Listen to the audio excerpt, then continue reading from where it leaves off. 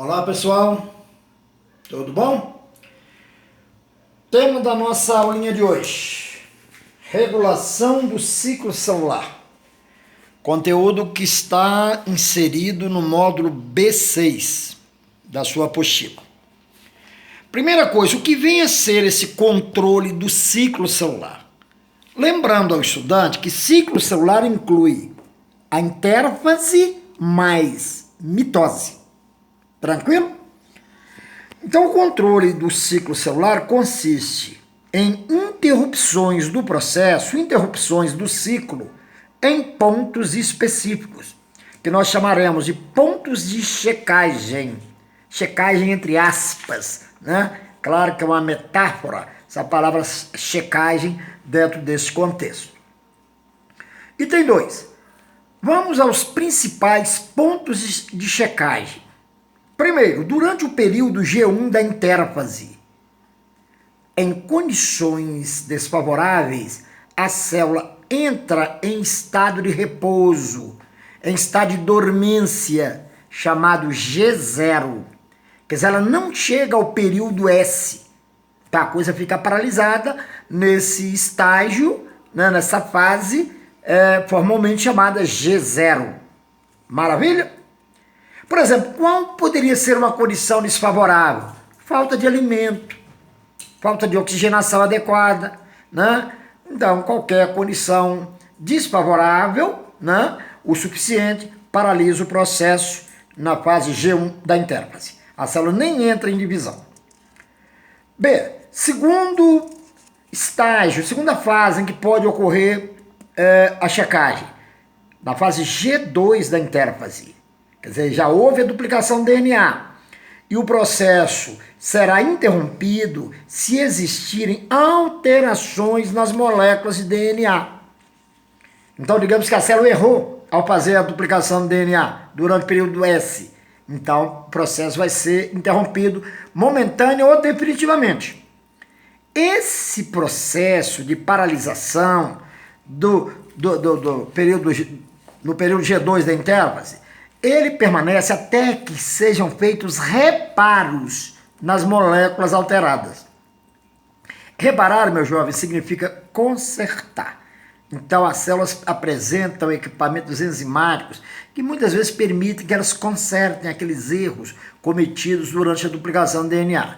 Agora, tem um detalhe: se esses erros não forem, se esses erros não forem reparados, se esses reparos não forem feitos, a célula sofre o processo chamado apoptose, que é a chamada morte celular programada. Ou seja, alguns genes seriam ativados e nós teríamos um colapso, né, da célula que morreria. É chamada morte celular programada. Por que programada? Porque ela é determinada pela ativação de determinados genes. Em circunstâncias radicais, né, a célula acaba morrendo. Letra C. Na metáfase. Então, vimos que há pontos de checagem na fase G1 da intérfase, que antecede a duplicação do DNA. Outros pontos de checagem na fase G2 da intérfase, depois da duplicação do DNA.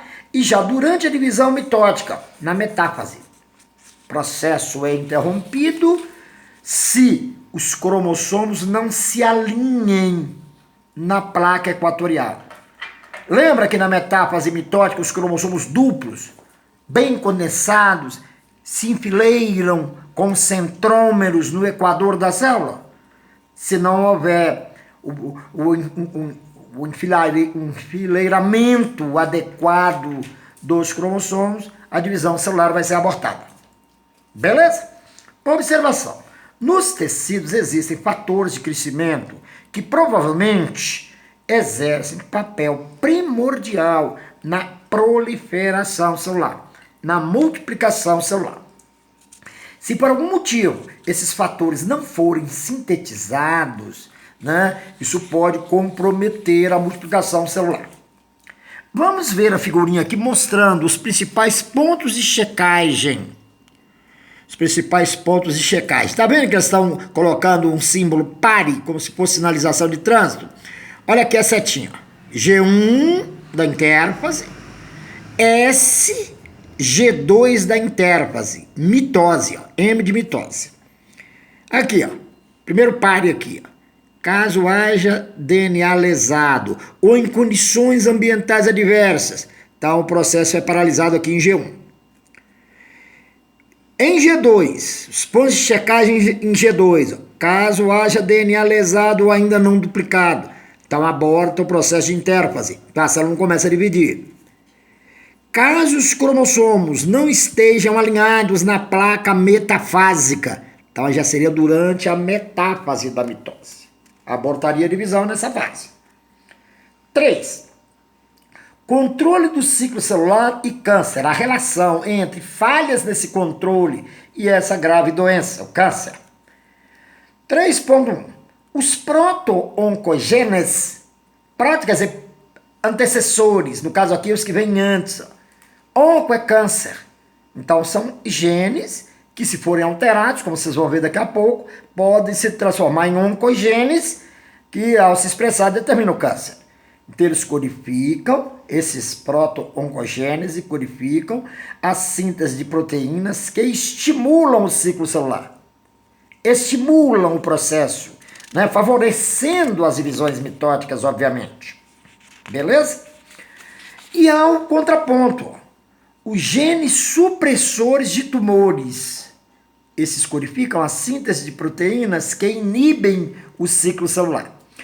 Em células saudáveis, o ciclo celular se dá de maneira harmoniosa, tá? Se houver desajuste nesses dois tipos de expressões gênicas, pode desencadear o processo cancerígeno. Observações, ó. Mutações podem transformar os proto-oncogenes em oncogenes, genes causadores do câncer.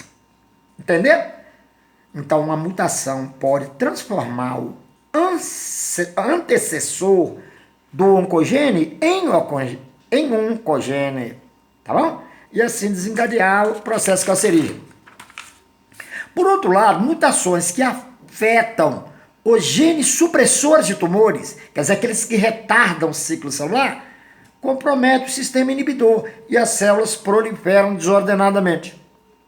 Você já imaginou se os dois tipos de mutações acontecem simultaneamente? Quer dizer, ativação dos proto-oncogenes e o comprometimento da expressão dos genes supressores de tumores? Então aí que o câncer vai acontecer mesmo.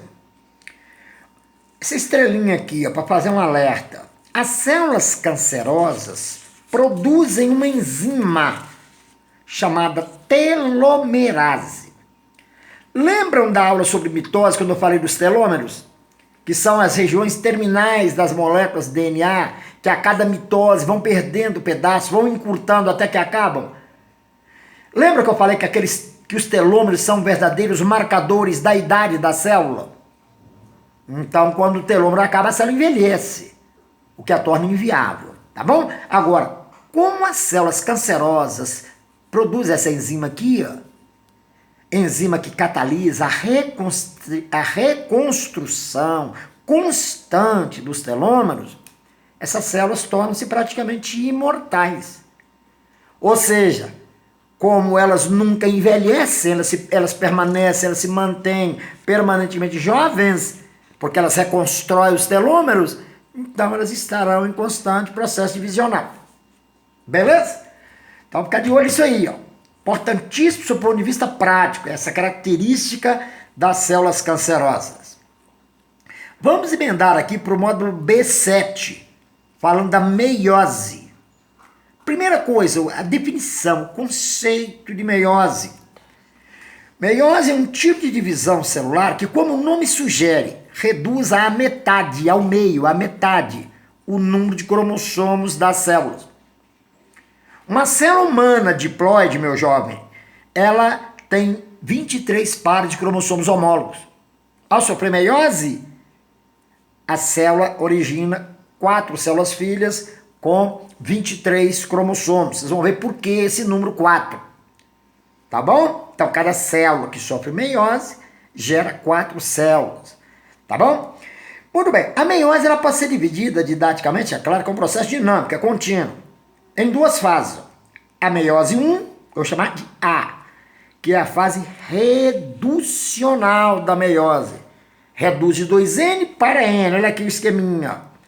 Começa com 2N cromossomos duplos. O que é um cromossomo duplo? Que é constituído de dois filamentos, duas cromátides. Então, ao passar pela meiose 1, a célula 2N de cromossomos duplos é dividida em duas células com uma única coleção de cromossomos duplos. Então, reduz de 2N para N. Isso é chamada fase reducional. E a meiose 2 é chamada fase equacional. Ela não muda o número de cromossomos. Ela simplesmente transforma N duplos em N simples. Então, cada célula de final de meiose 1, ao final da 2, se transforma em duas células. Cada uma com uma única coleção de cromossomos simples. Tá vendo? No final dá 4. Ó. Duas lá em cima, duas aqui embaixo. Então, uma célula 2N duplos, ao final da meiose, se transforma em 4 células N simples. Beleza? Muito bem. Para se preparar para a meiose, a célula tem que passar pela intérfase, igual na mitose. Então, repete tudo aquilo que você viu na mitose, na aula passada. Então, a intérfase, fase em que a célula se prepara para começar a divisão. Então, isso não é fase da divisão, notaram? A intérfase, ela é dividida em 3 fases. Fase G1, em que ocorrem os mesmos eventos descritos para a mitose. Aquilo tudo que você viu na aula passada. Ocorre intensa produção de RNA mensageiro. Esse Mzinho aqui você lê mensageiro. E de proteínas. É uma fase de intensa atividade metabólica. Aumento do número de organoides celulares, o que acarreta grande aumento da massa citoplasmática. Aí vai para a fase S, é a fase em que ocorre a síntese, a duplicação do DNA. Então, como na mitose, ocorre a replicação do DNA. Replicação, duplicação, tudo dá na mesma. Fase G2. Como na mitose, ocorre a síntese de proteínas que serão usadas na construção das fibras do chamado fuso acromático, que aqui também pode ser chamado de fuso meiótico. Quer dizer, uma síntese, né, de proteínas específicas. E também ocorre aqui a duplicação dos centríolos. Então, quando a célula chega ao período G2, ela tem um par de centríolos. Quando termina o período G2, quando termina a intérfase, ela tem 2 pares de centríolos. Beleza? Então, vamos agora para o item 3. Ó. Fases da meiose. Primeiro, a prófase 1. A prófase 1. Então, a meiose 1 ela tem prófase 1, metáfase 1, anáfase 1, telófase 1.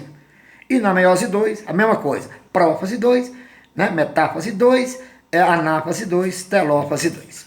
Vamos ver a prófase 1. Importantíssima essa fase, meu jovem. Importantíssima. Então, aqui ocorrem todos os eventos descritos na prófase mitótica. Ou seja, a espiralização precoce dos cromossomos duplos. Eles vão se tornando cada vez mais curtos e grossos, né?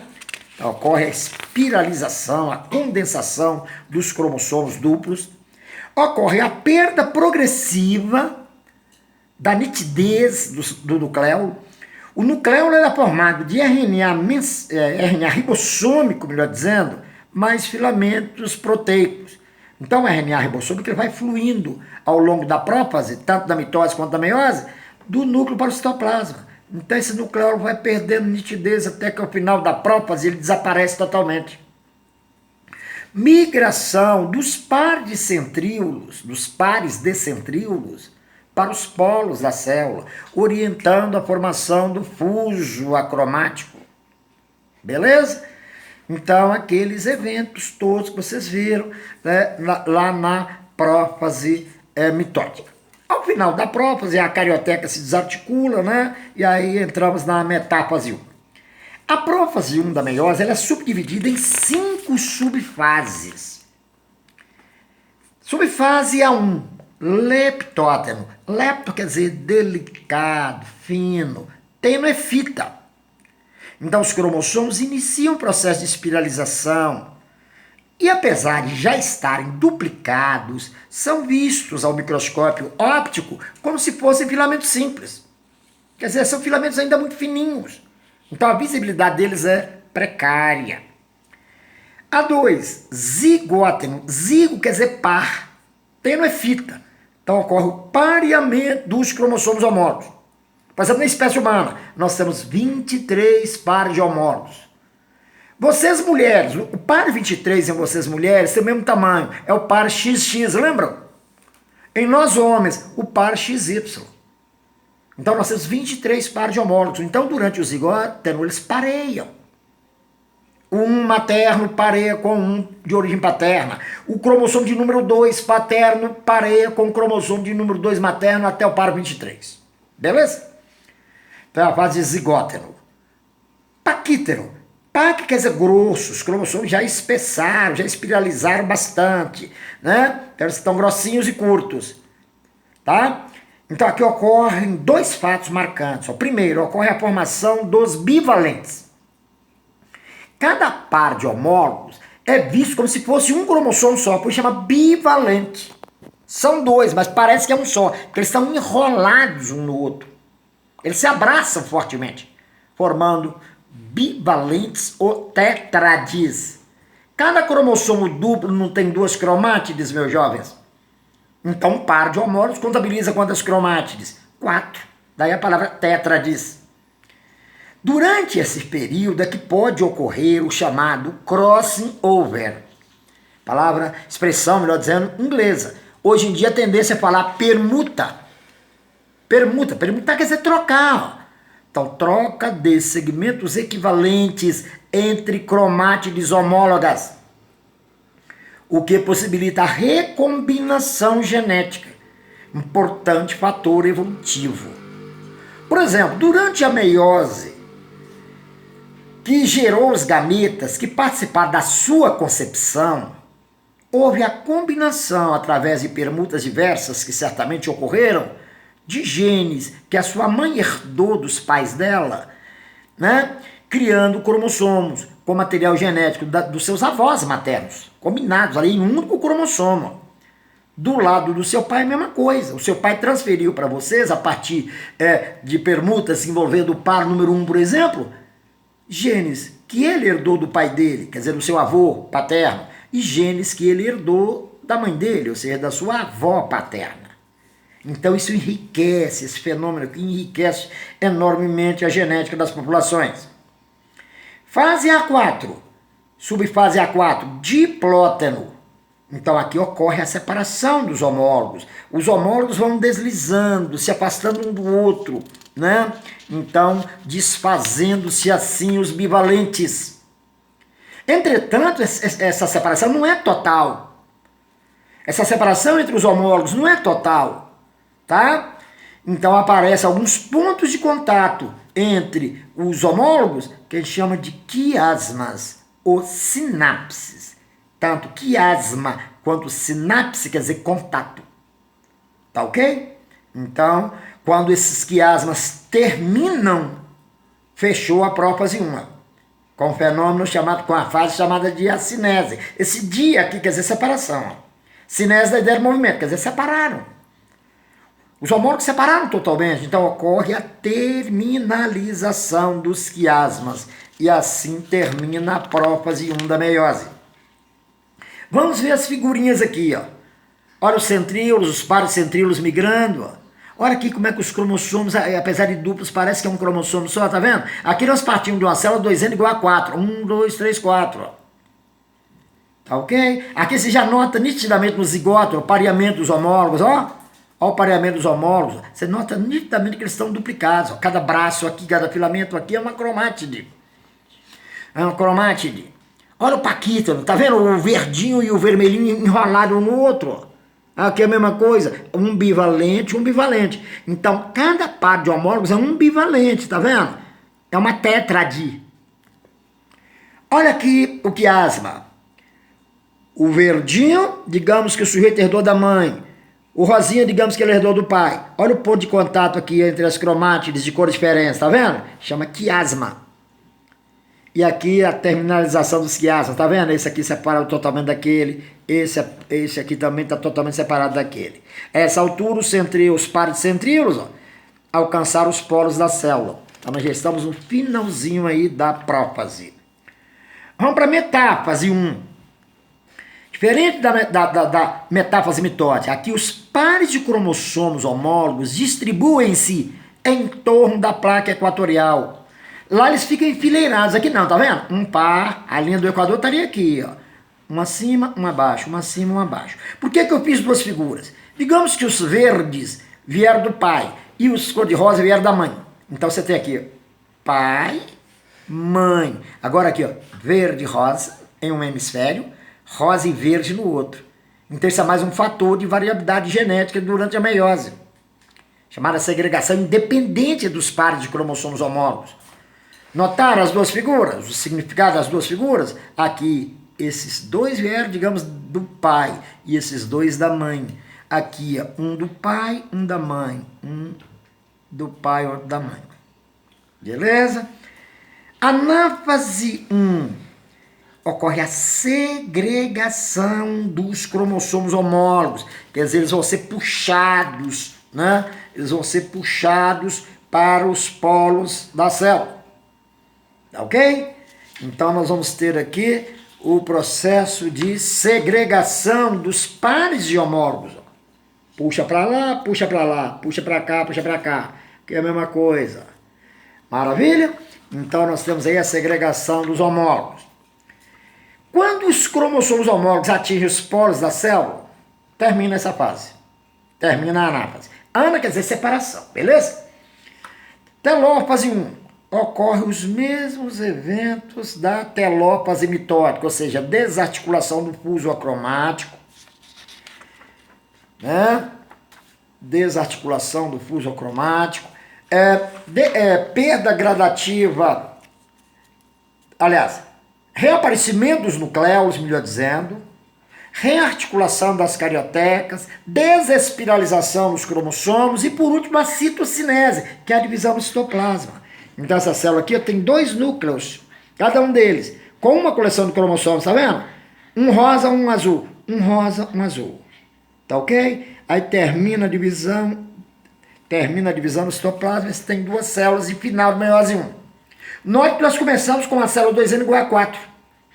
Ao final da meiose 1 nós temos duas células, N igual a 2. N igual a 2, N igual a 2. Então reduziu de 4 para 2. Agora, cada uma dessas, meus jovens, vai entrar na meiose 2. Ó. A meiose 2 apresenta os mesmos eventos, os mesmos fatos, os mesmos acontecimentos observados na mitose de uma célula haploide. Então, nós vamos ter uma célula haploide se dividindo. Cada uma dessas células haploides se dividindo em duas filhas. Olha a prófase 1, ó. Um cromossomo diferente do outro. Isso aqui não é homólogo daquilo lá. Digamos que esse aqui era o cromossomo 1, esse aqui é o 2, ó. Beleza? Então na prófase repete tudo aquilo. O núcleo vai perdendo nitidez, esses pares de centríolos vão migrando, né? E aquele papo todo que vocês viram na prófase mitótica. Metáfase 2, enfileiramento, tá vendo? Enfileiramento. Igual na metáfase, só que aqui são dois cromossomos. Se fosse uma metáfase mitótica, seriam 4. Aqui são 2, porque já reduziu para metade. Ó. Aqui, ó, separação das cromátides irmãs, ó, puxa para cá, puxa para lá, separa, tá vendo? E ocorre a migração, o tracionamento dos cromossomos simples, quer dizer, cada cromossomo duplo vira 2 simples. E eles são puxados para os polos. Quando terminar a migração, termina a anáfase. A anáfase 2, no caso. Beleza? Anáfase 2. Telófase 2, aquele de sempre, ó. Rearticulação das cariotecas, reaparecimento dos nucleolos, né? Desespiralização dos cromossomos, construção, rearticulação da carioteca e a divisão. Cada uma das duas da meiose, de final da meiose 1, geram 2 aqui no final da meiose 2. Ó. Então seriam 4 no final da história. Observações. Primeiro gráfico aqui, ó. Variação do teor de DNA ao longo do processo. Acompanha aqui, ó. Comecei com conteúdo DNA igual a 2C. Então no período G1 da intérfase 2C. Aí duplicou durante o período S. Aí continuou 4C, tá vendo? Quando chegou lá na anáfase 1, o que aconteceu? Reduziu de 4C para 2C. E na anáfase 2, reduziu de 2C para C. Quer dizer, a célula começou com X teor de DNA, que chamou de 2C, duplicou durante o período S da intérfase. Na anáfase 1, reduziu para 2X de novo. E no final para X, ó. Beleza? Então esse gráfico aqui é cobradíssimo em provas. 2. Variação do número de cromossomos, ó. Aqui na figurinha, igual está na apostila de vocês, compara apenas, para ficar fácil vocês enxergarem. Então, par de cromossomos homólogos. Aí na fase S duplicou, tá vendo? Fase S da intérfase, duplicou. Um duplo azul, um duplo vermelho. Se fosse mitose, no final daria duas células com o mesmo número de cromossomos, tá vendo? Agora na meiose, reduz, separa os homólogos, tá vendo? Aqui N duplos e ao final 4 células N simples. Beleza? 4 células N simples. Vamos nos encaminhar para o fechamento disso aqui, ó, os tipos de meiose. Meiose zigótica. Caracteriza o ciclo chamado de haplobionte. Por que ela é haplobionte, também chamado haplonte? Porque o indivíduo, bionte é indivíduo. O indivíduo é formado por células haploides. Porque às vezes simples, só tem uma coleção de cromossomos por célula. Então ocorre em certas espécies de algas, de protozoários e de fungos. Os indivíduos, como eu falei, ó, são haploides. Ó. Por mitose, eles produzem gametas haploides. Se o produtor de gametas já é haploide, tem que ser por mitose isso aqui. Gametas protagonizam fecundações, gerando zigotos. Zigotos no plural aqui, ó. Faltou um S aqui, ó.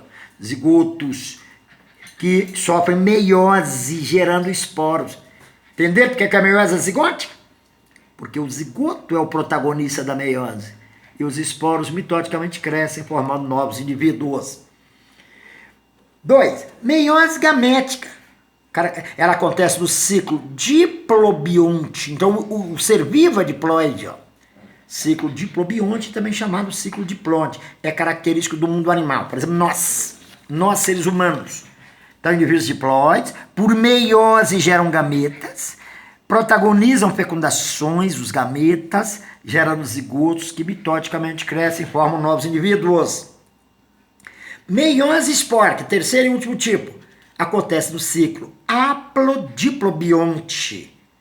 Haplodiplo, quer dizer, há indivíduos, há organismos haploides se alternando com organismos diploides, por isso que o ciclo é haplodiplobionte. Tá? Também chamado ciclo haplonte, diplonte. Ou ainda ciclo alternante. Isso aqui acontece em certas espécies de algas, em certas espécies de fungos, como os cogumelos, por exemplo, e nos vegetais em geral. Então você tem duas gerações de indivíduos, os diploides e os haploides. Os indivíduos diploides geram esporos por meiose, reduziu 2N para N é meiose, tá? Meiose espórica. Esses esporos germinam mitodicamente, originando indivíduos haploides, que produzem os gametas por mitose. Gametas protagonizam fecundações, gerando zigotos que crescem e fecham o ciclo. Esses indivíduos diploides, produtores de esporos, serão chamados esporófitos. Esporófitos, né? Fito é planta, plantas produtoras de esporos. E os indivíduos haploides, produtores de gametas, pela ordem natural das coisas, são chamados gametófitos. Metagênese, para fechar a aula. Metagênese é igual a alternância de gerações. Uma delas se reproduz sexuadamente e a outra se reproduz assexuadamente. Olha aqui para você observar aqui nesse ciclo aqui. Ó. Esses caras aqui, os gametófitos, se reproduzem sexuadamente, originando esporófitos.